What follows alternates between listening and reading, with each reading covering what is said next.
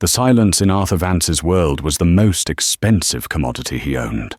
It was a silence curated by triple-paned glass, 50 stories above the New York City skyline, a silence maintained by non-disclosure agreements thicker than novels, a silence enforced by a staff who moved like ghosts.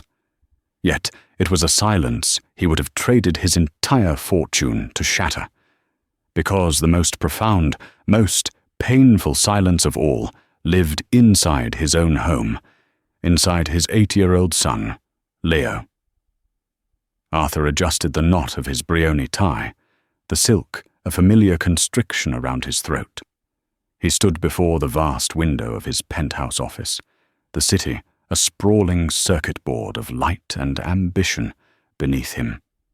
He had conquered this world.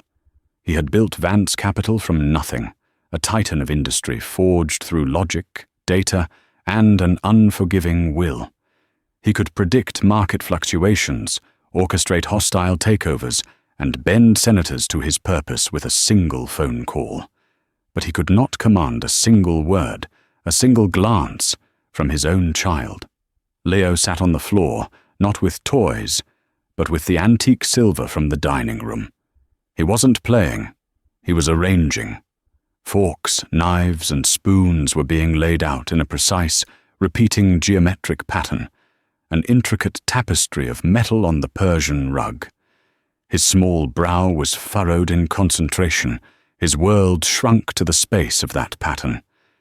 He was a beautiful boy, with his mother's deep blue eyes and a spray of freckles across his nose. But those eyes never met Arthur's.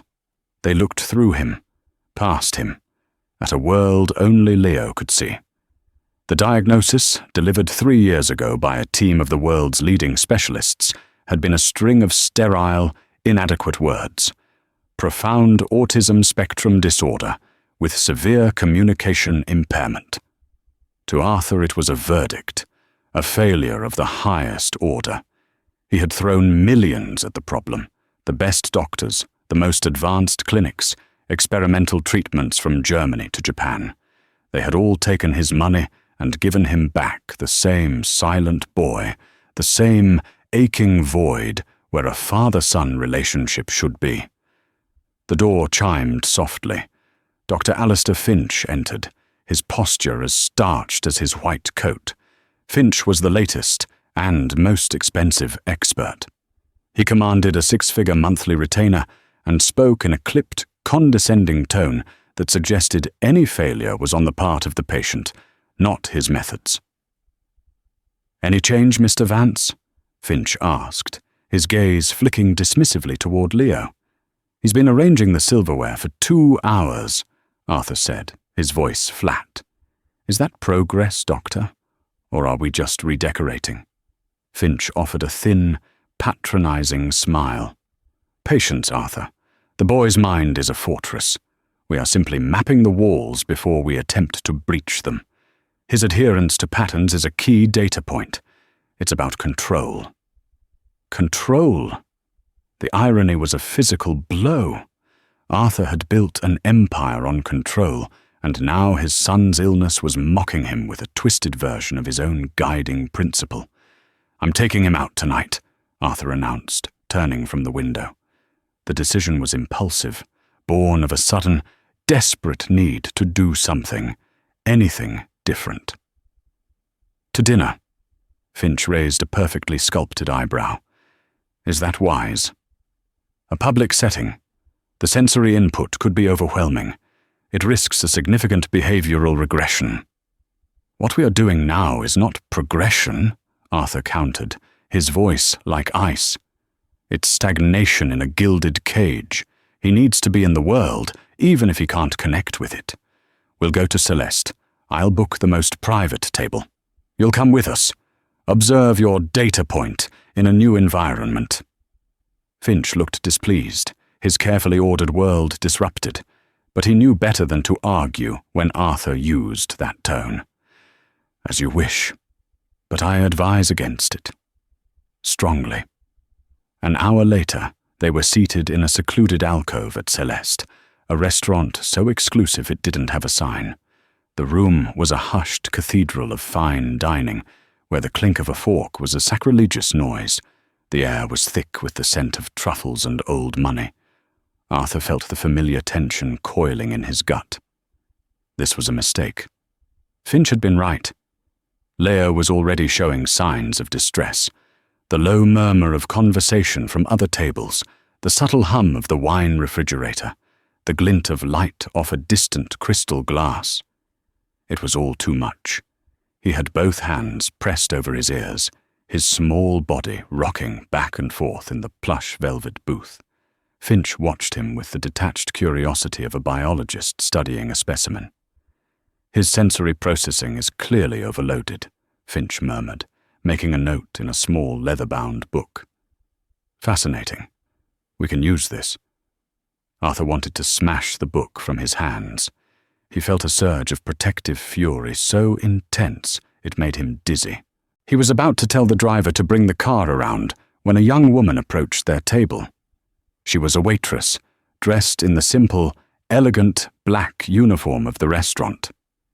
She was probably no older than 22, with a cascade of dark, wavy hair pulled back in a loose knot and eyes the color of warm honey.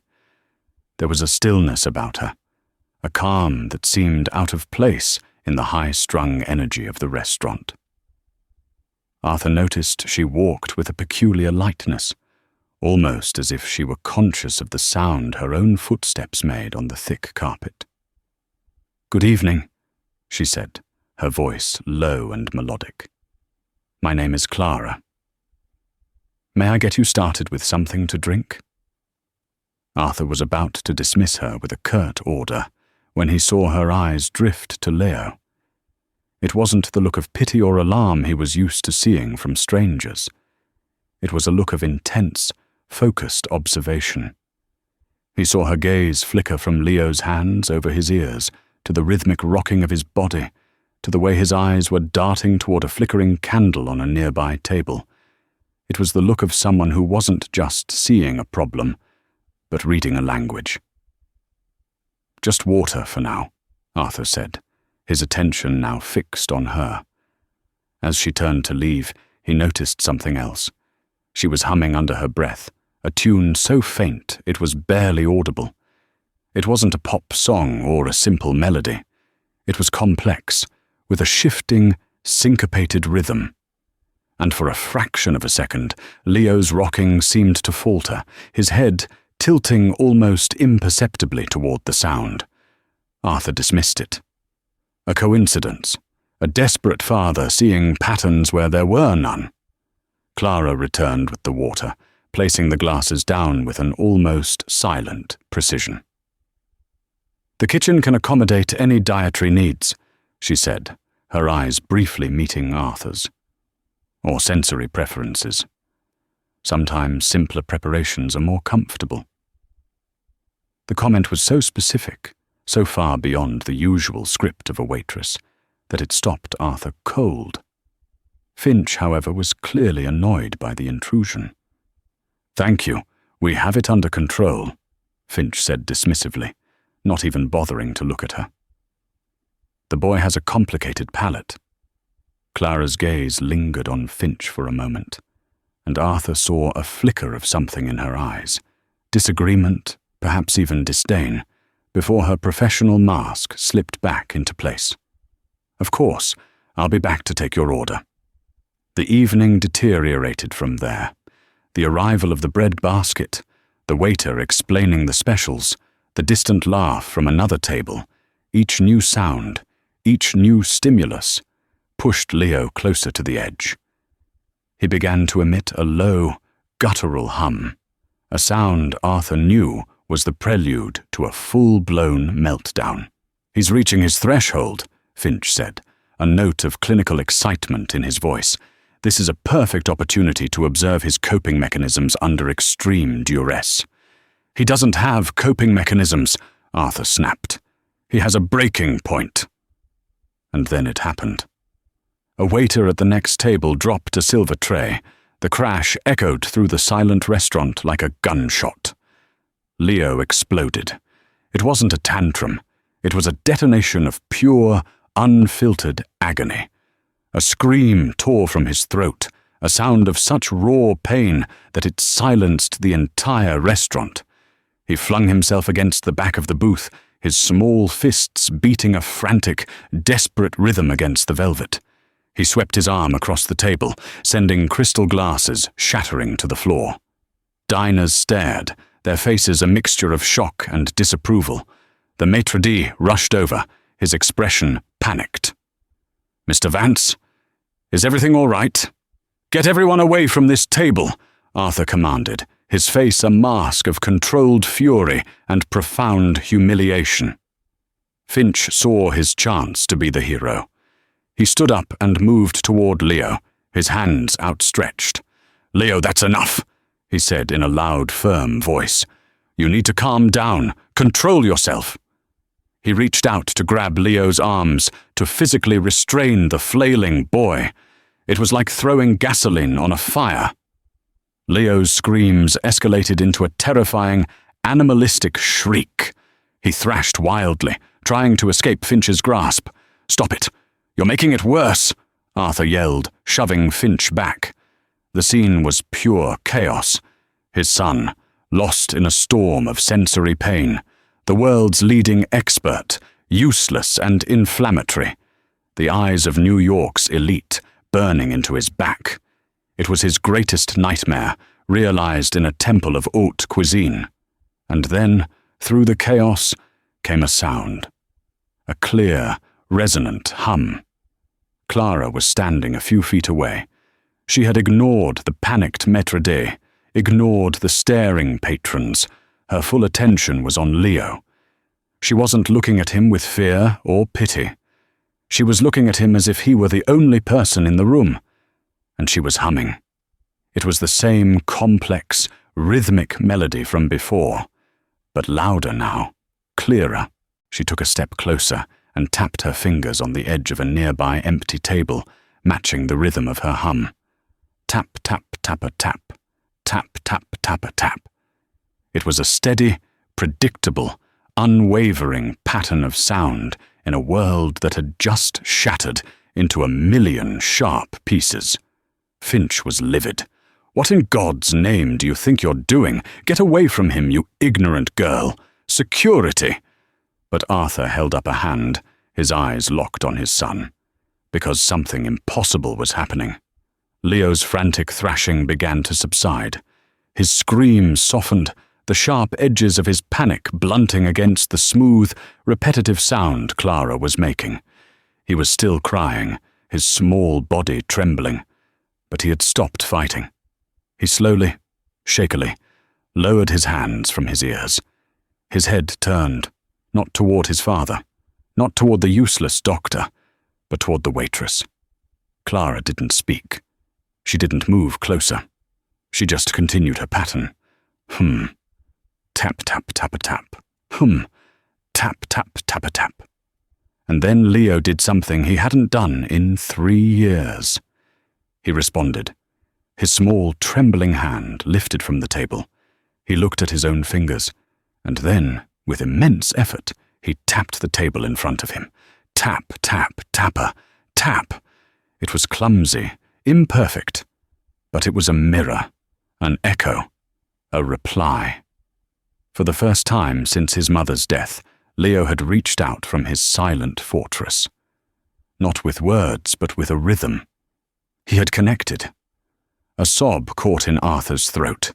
Tears blurred his vision of the scene. He saw his son, his lost, beautiful boy, engaged in a conversation that had no words, a conversation conducted in a language only he and this waitress seemed to understand. Clara's eyes, soft and full of a profound, heartbreaking empathy, finally met Arthur's over Leo's head.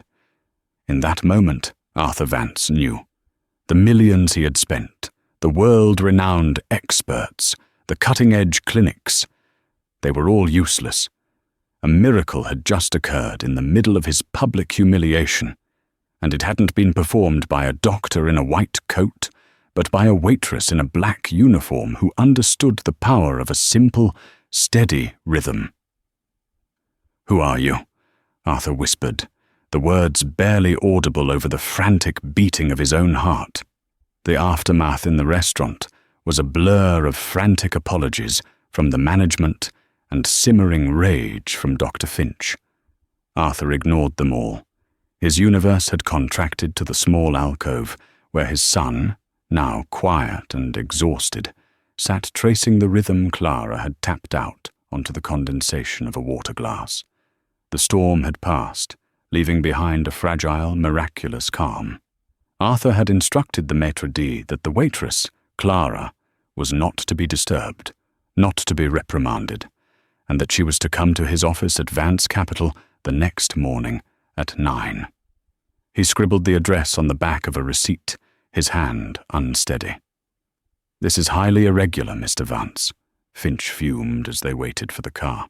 That woman's interference was unprofessional and potentially dangerous. She has no training, no understanding of Leo's condition. What you witnessed was a fluke, a coincidence. "What I witnessed," Arthur said, his voice dangerously low as he helped a drowsy Leo into the back of the Bentley, "was more progress in 2 minutes than you've delivered in 6 months. Your services are no longer required, Alistair. A final check will be messengered to your office in the morning. Do not contact me again." The shock on Finch's face was satisfying, but fleeting. Arthur's mind was already elsewhere, replaying the scene over and over. The hum, the tapping, the way Leo had responded. It wasn't a fluke. It was a technique, a key to a lock he hadn't even known existed. The next morning, Clara arrived at his office 5 minutes early. Dressed in simple jeans and a grey sweater, she looked even younger and more out of place, surrounded by the cold marble and gleaming steel of his corporate empire. She stood before his massive mahogany desk, not intimidated, but watchful, her hands clasped loosely in front of her. "Mr. Vance," she said, her voice the same calm, melodic tone from the night before. "Clara," Arthur began, gesturing to a chair she did not take. "I don't know what to say. Thank you is insufficient. What you did last night, I've never seen anything like it." He paused, expecting a pleased or modest reply. Instead, she looked at him with a guarded expression. "I'm sorry for overstepping my bounds. I saw a child in distress and I acted on instinct. I hope it didn't cause too much trouble." "Trouble?" Arthur let out a short, incredulous laugh.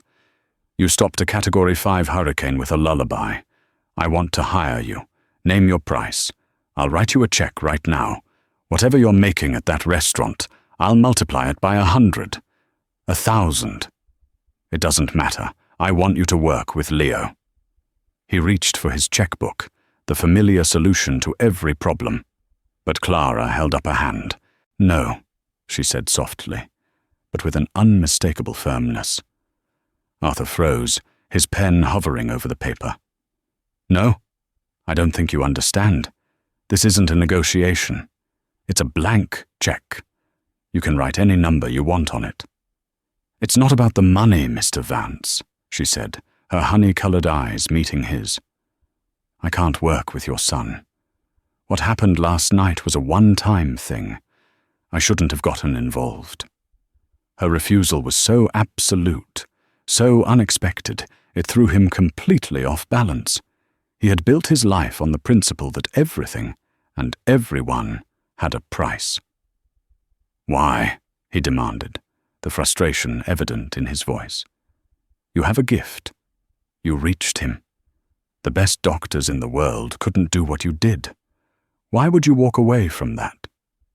She hesitated, and for the first time, he saw a crack in her calm facade. A deep, profound sadness swam in her eyes. "Because I know where that road leads. I've been down it before. I'm a waitress, Mr. Vance. That's all. I can't help you." "I don't believe you," Arthur said, standing up and walking around the desk to face her.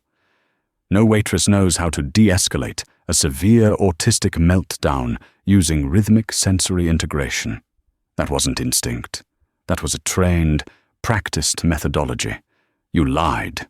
You're not just a waitress. Her chin lifted, a spark of defiance in her gaze. My past is my own. I'm sorry about your son, I truly am, but I can't be what you're looking for. She turned to leave. Panic, cold and sharp, seized Arthur. He couldn't let her walk out that door.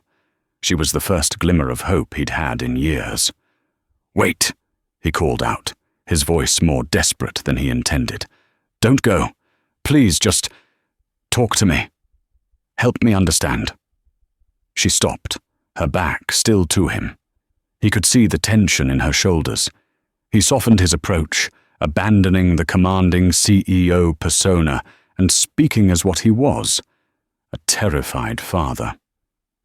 "My son lives in a world I can't enter," he said, his voice cracking slightly. "Last night, for 30 seconds, you opened a door. You don't have to work for me. You don't have to take my money. But could you just teach me? Teach me the language you were speaking with him. Show me how you opened that door." Clara slowly turned back to face him. He could see the internal war raging on her face, a deep-seated reluctance battling with a powerful, innate empathy. The sadness in her eyes was overwhelming. "The language isn't something you can just learn from a book, Mr. Vance," she whispered. "It's a language you learn through love and through loss." Before he could ask what she meant, she made her decision. "I can't make any promises, and I don't want your money, but I could meet with him. Once, in a place he feels safe. Not a clinic, not a restaurant. Somewhere neutral. We can see what happens, but that's all I can offer." Relief washed over Arthur so powerfully, his knees felt weak. "Thank you," he said, the words full of a gratitude he rarely felt. "Anything. Anywhere you say." "There's a small community music room in my neighborhood in Brooklyn," she said, pulling a pen from her bag and writing an address on a slip of paper. "It's quiet. They have a piano. Saturday, 10 o'clock. Just you and Leo. Don't bring any doctors." She handed him the paper, her fingers brushing his. Her touch was warm, and for a fleeting moment, he felt a connection that had nothing to do with his son and everything to do with the sad, mysterious woman standing before him. As she left his office, Arthur stared at the address in his hand. He knew nothing about her, not even her last name. But he knew she held a key. And he was beginning to realize that the fortress he needed to breach wasn't just his son's mind, but the carefully constructed walls around the heart of a reluctant waitress from Brooklyn. He immediately called Jackson Mills, his private investigator, a man who could find a ghost if the price was right. "Jackson," Arthur said, his voice grim. "I have a name and a place of work. Her name is Clara. She's a waitress at Celeste. I want to know everything. Who she is, where she came from, and why a woman with her skills is serving $500 tasting menus. But Jackson, be discreet. I don't want her to know we're looking. This is delicate." He didn't like doing it. It felt like a betrayal of the fragile trust she'd just offered him. But Arthur Vance had not built his empire on faith. He built it on information, and he would not bring his son into a room with a stranger, no matter how miraculous, without knowing exactly who she was. The file from Jackson arrived on Friday evening, a thin manila envelope that felt heavier than a stack of stock portfolios. Arthur poured himself a scotch and sat in his silent office, the city lights glittering coldly outside, and opened it. Her name was Clara Evans. The first few pages were standard background information. Born in upstate New York, moved to the city for college, excellent student. Then he got to the page that changed everything. She hadn't gone to college for hospitality. She had been a prodigy at Juilliard, a master's student in a highly specialized music therapy program. Her thesis, which Jackson had managed to procure a copy of, was titled Rhythmic Attunement and Non-Verbal Communication in Children with Profound Autism. It was all there, the science behind what she had done, the use of entrainment, ISO principle, and patterned sensory input to create a communicative bridge. He read pages of case studies, of breakthroughs with children who had been written off as unreachable. She was a genius, a pioneer in her field. So why was she a waitress? The answer was on the last page, in a clipped summary of a family tragedy. Clara had a younger sister, Lily. Lily had been diagnosed with the same condition as Leo, profoundly autistic, non-verbal. Clara's entire academic career, her life's work, had been dedicated to finding a way to reach her sister. According to Jackson's notes, she had been making incredible progress. She had developed a unique methodology, a combination of music, rhythm, and deep, empathetic observation that was allowing Lily to communicate, to connect. Then, 4 years ago, when Lily was 10, there was an accident, a fire at the family home. Clara had been out. Lily, unable to understand the danger or communicate with the firefighters, had hidden in her room and died of smoke inhalation. The report ended there, but Arthur could read between the lines, the crushing weight of guilt, the feeling that her life's work had failed when it mattered most. She hadn't just lost her sister. She had lost her faith in the very gift that made her so extraordinary. She had abandoned her research, dropped out of her PhD program, and disappeared into the anonymity of the service industry, hiding from a past too painful to confront. She wasn't just a waitress. She was a brilliant mind in self-imposed exile, a healer who believed she could no longer heal. Arthur closed the file, the whiskey sour in his stomach. He felt like a trespasser, a voyeur who had just peered into the most sacred and painful corner of her soul. His plan to vet her, to control the situation with information, now felt cheap and invasive. He understood her reluctance, her fear. Working with Leo wouldn't just be a job. It would be forcing her to face the ghost of her sister, the ghost of her own perceived failure. He almost called it off. It felt cruel to ask this of her. But then he looked across the hall into Leo's room. His son was asleep, but even in sleep, there was a tension in his small body, as if he could find no peace even in his dreams. The hope Clara represented was too powerful to abandon. But he knew now that he couldn't approach this as a transaction. He couldn't just be a client. He had to be a partner in her healing, just as he was asking her to be a partner in his son's. On Saturday morning, he drove to Brooklyn himself, without a chauffeur. The community center was a modest brick building, a world away from the gleaming towers of Manhattan.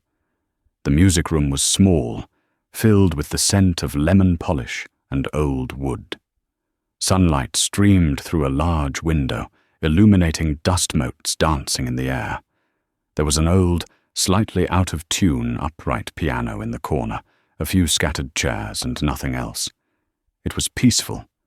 Clara was already there, sitting not at the piano, but on the floor, her back against the wall. She looked up as they entered, her eyes going straight to Leo, who was clinging to Arthur's hand, his own eyes wide with apprehension at the unfamiliar space. "Hello, Leo," Clara said softly. She didn't move toward him. She didn't try to make eye contact. She just acknowledged his presence in the room. "Thank you for coming." Arthur led Leo to the middle of the room and sat on the floor with him, pulling out a small bag of the smooth, colored wooden blocks that were one of the few things Leo would engage with. Leo immediately began his ritual, arranging them in a line, sorting them by color. Clara watched for several minutes in complete silence. She wasn't watching the blocks. She was watching Leo's hands, his posture, the rhythm of his breathing. Arthur felt a knot of anxiety in his chest. He wanted her to do something, to hum, to tap, to perform the miracle from the restaurant. Instead, she began to tap, very softly, with one finger on the wooden floor beside her. She wasn't tapping a melody. She was tapping the rhythm of Leo's movements as he placed the blocks. A soft tap for a blue block, 2 quick taps for the red one. A pause, mirroring the moment Leo hesitated before choosing the next color. She was not leading him. She was following him. She was entering his world on his terms, speaking the only language he was currently offering, the rhythm of his own obsessive ritual. For 10 minutes, that was the only sound in the room, the soft click of wooden blocks and the gentle, corresponding tap from across the room. Arthur sat, barely breathing, watching the exchange. Then Leo paused. He had a yellow block in his hand, but he didn't place it. He held it, his head cocked slightly. Clara stopped tapping, creating a pocket of silence. Leo looked from the block in his hand to the line on the floor. He seemed uncertain. Clara did something then that Arthur would never forget. She began to hum. Just 2 notes, a simple questioning interval. It wasn't a command. It was an offering. A musical question mark hanging in the air. Leo's head turned slowly toward the sound. His eyes, for the first time in that room, moved in Clara's direction. He didn't look at her face, but at her hands, which were resting in her lap. He held her gaze on her hands for a full 5 seconds. To Arthur, it felt like an eternity. Then, slowly, deliberately, Leo placed the yellow block at the end of the line. Clara hummed the same 2 notes again, but this time they sounded different. They sounded resolved, like an answer. An affirmation. Yes, I see you. And Leo picked up the next block. They continued like this for almost an hour, a silent conversation of rhythms and tones. Clara never pushed, never demanded. She simply listened with an intensity Arthur had never witnessed, and reflected Leo's world back to him in a way that made him feel seen, heard, and safe. When it was time to go, Arthur felt a profound reluctance to leave that small, sunlit room. As he was helping Leo with his jacket, he knew he had to address the information from the file. "Clara," he said, his voice low so Leo wouldn't hear. "I know about your sister. I know about Lily." Her body went rigid. The warmth drained from her face, replaced by a shuttered, wounded expression. "You had me investigated." It was an accusation, flat and heavy. "Yes," Arthur admitted, shamefaced. "It was wrong. I was operating the only way I know how, with data, with control. I read your thesis. I read about the accident. I am so deeply, deeply sorry." Tears welled in Clara's eyes, and she turned away from him, wrapping her arms around herself. "You have no idea what you're asking of me," she whispered, her voice thick with unshed grief. "Every time I look at him, I see her. I see all the ways I failed her." "You didn't fail her," Arthur said, taking a hesitant step closer. "You gave her a voice. You gave her a connection to the world. What you did for her, what you're doing for Leo. It's not just therapy, Clara. It's a form of love." He had never said anything like that in his life. The words felt foreign and clumsy on his tongue, but they were true. Clara finally turned to face him, tears streaming down her cheeks.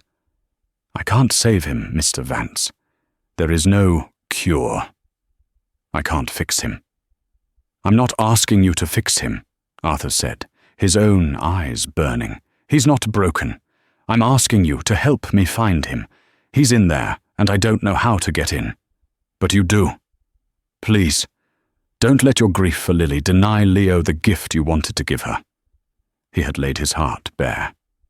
There were no more defenses, no more strategies, just a father, pleading. He felt a small tug on his pant leg. He looked down. Leo was standing beside him, holding out a single, smooth, blue wooden block. He wasn't looking at Arthur. He was looking toward Clara, his arm outstretched. An offering. A question. Clara stared at the block, her breath catching in a sob. She slowly came kneeling on the worn floorboards of the music room, her eyes locking with Leo's for that single, shimmering, impossible second. Clara Evans felt the tectonic plates of her life shift. The grief she had carried for her sister, a dense, cold stone in her chest, did not vanish. Instead, it fractured, and through the cracks, a terrifying, brilliant light began to shine. Taking the blue block from Leo's small, outstretched hand was not a transaction. It was a sacrament, an acceptance of a burden and a blessing she thought she had renounced forever. "Okay, Leo," she whispered, the words a ragged flag of surrender raised over the battlefield of her heart. "Okay, we can try." The months that followed were not a montage of triumphant breakthroughs. They were a slow, deliberate act of archaeology, a careful brushing away of dust and debris to reveal the buried architecture of a boy's soul. Arthur, true to his word, became a silent partner in this excavation. He had the old upright piano in the community room, meticulously tuned and restored by a master artisan. Its voice, once thin and tinny, now rich with a warmth that seemed to fill the room's sunlit corners. He never observed from a distance. He sat on the floor, cross-legged, making himself a student of this new, wordless language. Progress was measured in the quietest of victories. It was the first session where Leo did not grip his father's hand upon entering, but walked to the center of the room himself, a small, solitary explorer, claiming new territory. It was the afternoon he, unprompted, picked up a pair of wooden dowels and tapped out a complex, syncopated rhythm on the floor, a rhythm Clara recognized from a piece by Thelonious Monk she had been humming the week before. He had been listening. He had been remembering. Clara taught Arthur how to see beyond the silence, to interpret the symphony of Leo's movements. A rapid, shallow hum was not meaningless noise. It was a signal of rising anxiety. A slow, deliberate rocking was not a symptom. It was a method of self-regulation, a human metronome seeking its own internal peace. Arthur learned to stop filling the silence with questions and demands, and instead to answer it with presence. Sometimes he would simply sit and match his breathing to Leo's, a silent, rhythmic duet that spoke more profoundly than any conversation he'd ever had in a boardroom. In this quiet space, Clara herself began to heal. The work was a constant, painful echo of her time with Lily, but the resonance was changing. The sharp edges of guilt began to soften. She realized, with a slow, dawning clarity that was both agonizing and liberating, that her work with Lily had not been a failure. It had been an act of profound love, cut short by a tragedy that was not her fault. Every small connection with Leo felt like a posthumous gift to her sister, a continuation of a conversation interrupted by fate. The bond between Arthur and Clara deepened in the quiet moments after the sessions. They would walk through the tree-lined streets of Brooklyn, their conversations weaving a tapestry between their two disparate worlds. He spoke of the crushing loneliness that had followed his wife's death, the terrifying realization that his son was a stranger to him, and the hollow empire he had built as a monument to his own inability to connect. She, in turn, spoke of Lily, not of her death, but of her life. She described Lily's fascination with the patterns of light through a prism, her delighted shriek at the feel of velvet, the unique, intricate rhythm she would tap on Clara's palm to say, "I love you." In sharing Lily's life with Arthur, she was rescuing her from the singular, tragic definition of her death. They were two survivors, mapping their respective scars, discovering that the geography of their pain was surprisingly, beautifully similar. A fragile intimacy grew, unspoken but deeply felt, in the space between their shared glances and the comfortable silences that no longer needed to be filled. The assault, when it came, was not a surprise, but it was no less brutal for its predictability. The call from Arthur's chief counsel, Marcus Thorne, was a shard of ice in the warm current of their progress. "Arthur, we have a significant problem. Dr. Alistair Finch has filed a formal complaint with the State Board of Medicine and, more alarmingly, with the Administration for Children's Services." A cold, familiar fury coiled in Arthur's stomach. "On what grounds?" "He's constructed a narrative," Marcus said, his voice grim. "He alleges you've placed your son under the influence of an unlicensed and mentally unstable individual. He's citing Clara Evans's academic withdrawal and her sister's death as evidence of a pattern of negligence and incompetence. He is petitioning for an emergency order to remove Leo from your custody, pending a full psychiatric and developmental evaluation, and for a permanent injunction against any contact between your son and Miss Evans." It was a tactical nuke. Finch wasn't just attacking Clara's professionalism. He was weaponizing her grief, turning the most profound tragedy of her life into a legal instrument designed to destroy her. He was aiming not just to discredit her, but to sever the very connection that was saving them all. "He will not succeed," Arthur said, his voice a low growl of contained violence. "Use every resource. I want a team of lawyers to bury him so deep in countersuits he'll forget his own name." "Arthur, listen to me," Marcus cautioned, his tone urgent. "This isn't a corporate takeover. Your usual tactics, overwhelming force, litigation, they will look like bullying. Finch is a respected, credentialed physician. Clara, on paper, is a waitress who dropped out of her PhD program. They will appoint an evaluator, a caseworker. They will come into your home, into that music room. They will scrutinize everything. This is a battle we have to win with finesse, not brute force." Arthur hung up the phone, the silence of his penthouse suddenly suffocating again. He knew what this would do to Clara. It wasn't just a legal challenge, it was a trial for a crime she had already convicted herself of in the court of her own heart. He found her in the music room, a shaft of late-afternoon sun illuminating the dust motes dancing around her as she sat at the piano, softly playing a Debussy prelude. He told her everything, watching as the music faltered, her hand stilling on the keys. The light in her eyes, which had been so painstakingly rekindled over the past months, was extinguished in an instant, replaced by the familiar, haunted shadow of her past. She didn't cry. She simply folded into herself, her shoulders slumping as if under an immense, invisible weight. "So it's happened," she whispered, her voice hollow. "I knew it would. He's right. I'm not a doctor. I have no license. I'm just a girl who failed her sister." Her words were a physical blow. "No," Arthur said, his voice raw. He knelt before her, taking her icy hands in his. "That is Finch's story. That is not the truth. Do not let him make you believe it." "What is the truth, Arthur?" she asked, finally looking at him, her eyes vast pools of despair. "The truth is that my sister is dead. The truth is that I was supposed to be the one who could understand her, who could keep her safe. And I wasn't there. What if he's right? What if this connection I feel with Leo is just a ghost, a projection of everything I wish I could have done for Lily? What if I'm doing more harm than good?"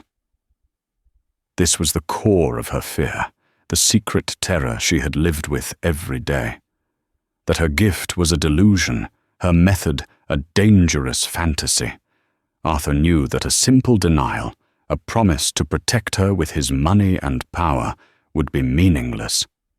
That was the old Arthur's solution. He had to meet her in this place of absolute vulnerability. After my wife died, he began, his voice quiet and unsteady. The first time the nanny brought Leo to me, a tiny thing wrapped in a blue blanket. I felt nothing. Absolutely nothing. Not love, not connection. Just a vast, terrifying emptiness, a void where a father was supposed to be. For years I told myself I was providing for him, the best schools, the best doctors, the best things, but it was a lie. I was hiding from the fact that I didn't know how to love him. I was failing him every single day in the most profound way a father can fail a son. He squeezed her hands, his gaze unwavering. You talk about ghosts, Clara. I was a ghost in my own son's life. You are the one who taught me how to be real. You didn't just give Leo a voice, you gave me a heart. If what you do is a delusion, then I pray to God we never have to wake up. We will not fight Finch with his weapons. We will not attack. We will simply show them the truth. We will invite them into our world and let them see for themselves. Her breath hitched, a single tear tracing a path through the dust on her cheek. I'm scared, she whispered. I know, he said, his thumb gently wiping the tear away. So am I. But this time, you are not alone. The evaluator, a woman named Genevieve Sterling, was not the cold bureaucrat Arthur had feared. She was in her late 50s, with intelligent, weary eyes that had clearly seen every shade of human dysfunction. She arrived at the music room a week later, her demeanor professional, but not unkind. She explained that she would observe a typical session, and that her only goal was to assess Leo's safety and well-being. The atmosphere in the room was thick with a suffocating tension. Clara was pale and withdrawn, her movements stiff with anxiety. Leo, preternaturally sensitive to the emotional currents in the room, felt it instantly. He retreated, sitting in a corner with his back to them, his small shoulders rigid. He wouldn't engage. He wouldn't even look at the blocks Arthur offered. Ms. Sterling made notes on a legal pad, her expression unreadable. Arthur could feel the entire future slipping through his fingers. Clara sat at the piano, her hands hovering over the keys, but she couldn't bring herself to play. She kept glancing at Ms. Sterling, her self-doubt a palpable force field, disrupting the delicate frequency on which she and Leo communicated. Finch was winning without even being in the room. Arthur felt a surge of his old, commanding instinct. Fix this. Make it work. But he caught himself. That was the path of control, of force. He looked at Clara's frozen posture, at Leo's small, defiant back, and he knew he had to be the bridge. He slid off his chair and sat on the floor a few feet from his son. He didn't speak. He simply began to tap. With the palm of his hand, he tapped a slow, steady rhythm on the wooden floor. Thump, thump. Pause. Thump, thump. Pause. It was the rhythm of a heartbeat, the first, most fundamental rhythm any of them had ever known. He didn't look at Leo. He closed his eyes, focusing only on the sound, on the feeling of the vibration through the floor, offering a single, stable point in a room filled with chaos. Across the room, Clara heard it. The simple, unwavering beat cut through the fog of her fear. It was the first lesson she had ever taught him. When in doubt, return to the rhythm. She took a shaky breath and placed her fingers on the piano keys. She didn't play a song. She played a single, low C, letting it resonate in perfect time with his heartbeat tap. Thump, thump, dong. Thump, thump, dong. It was an invitation. In the corner, Leo's shoulders relaxed by a fraction. He turned his head just enough to see them. He saw his father, the titan of industry, sitting on the floor, eyes closed, tapping out a simple heartbeat. He saw Clara at the piano, her fear-stricken face now a mask of intense concentration, offering a single, grounding note. They weren't looking at him. They were creating a space for him, a sonic sanctuary. Slowly, tentatively, he picked up 2 of his wooden blocks. He listened for a moment longer, his head cocked. Then, in the pause between the heartbeats, he clicked the blocks together. Twice. Click, click. Thump, thump. Dong. Click, click. Thump, thump. Dong. Click, click. A conversation had begun. A trio. Ms. Sterling stopped writing. She simply watched, her pen resting on the page. Clara, emboldened, began to build. She added a 5th above the C, creating a simple, open harmony. Arthur softened his tapping, making it more gentle. Leo, in response, changed his own rhythm, making it more complex, a syncopated answer to their call. For 20 minutes, they played. They wove a tapestry of sound, a language of pure emotion and connection, right there on the floor of the quiet room. It wasn't a performance. It was a family communicating in its native tongue. Finally, Leo put down his blocks. He stood up and walked, not to Clara, not to Arthur, but directly to Ms. Sterling. He stopped a few feet in front of her, looking not at her face, but at the shiny silver pen on her notepad. He reached out his small hand, not to touch her, but he pointed a single finger at the pen. Then he looked at his father. His expression was clear. I am curious. I am not afraid. This is my world.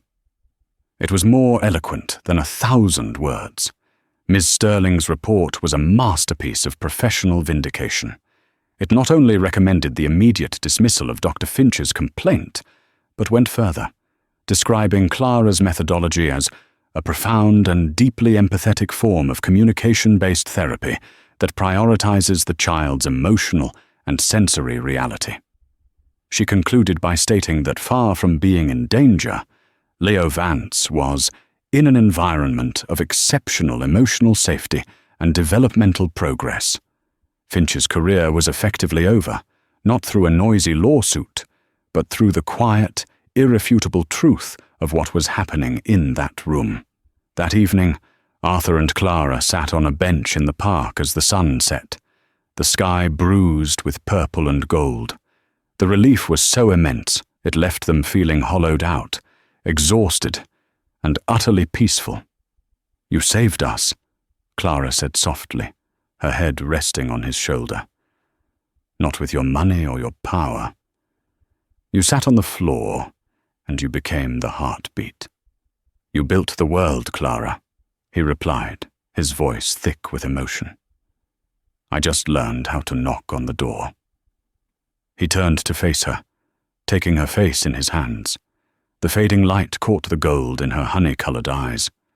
I used to think my life was about building things, companies, portfolios, a legacy of steel and glass. I was wrong. It was all just noise. My life's work. It's this. It's the quiet space we build with Leo. It's you. The words were an unstoppable tide, the culmination of every shared silence, every fearful moment, every small victory. I love you, Clara Evans. I love you for seeing the music underneath the silence. I love you for being brave enough to face your own ghosts to save my son. And I love you because when I am with you, I am no longer a ghost myself. Tears streamed freely down her face, tears of catharsis, of a joy so profound it was painful. You and Leo, she whispered, her hand coming up to rest against his heart, feeling its steady rhythm. You didn't ask me to forget Lily. You helped me to honor her.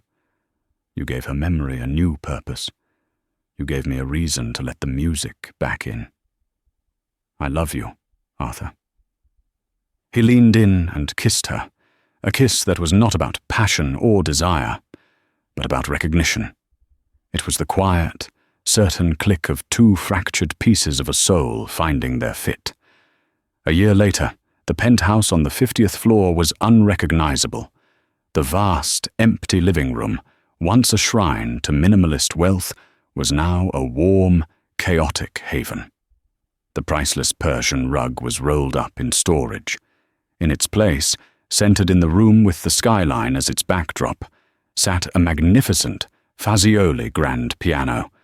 Bookshelves overflowed with scores and art books. A xylophone, a small djembe, and a collection of colored blocks were scattered across the floor like joyful debris. Arthur sat on a low sofa, not reading the Wall Street Journal, but watching. Clara was at the piano, her fingers effortlessly coaxing a complex, beautiful melody from the keys, a piece she had composed herself. It was full of shifting rhythms and unexpected harmonies, a song of sorrow and resilience. Leo, now 9 years old, sat beside her on the bench. He wasn't playing a separate instrument.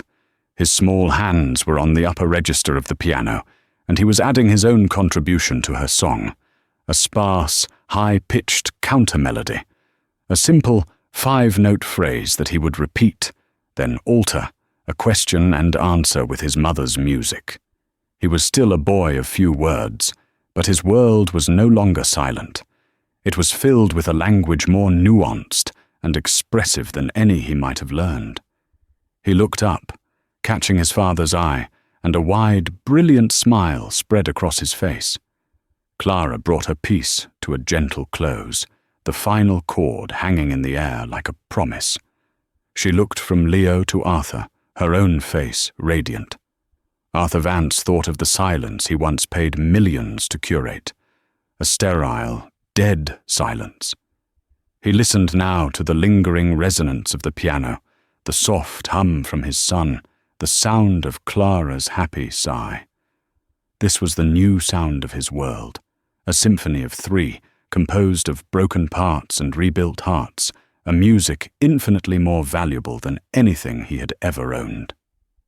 "Again," he said, his voice filled with a peace he had once believed was impossible. "Let's play it again."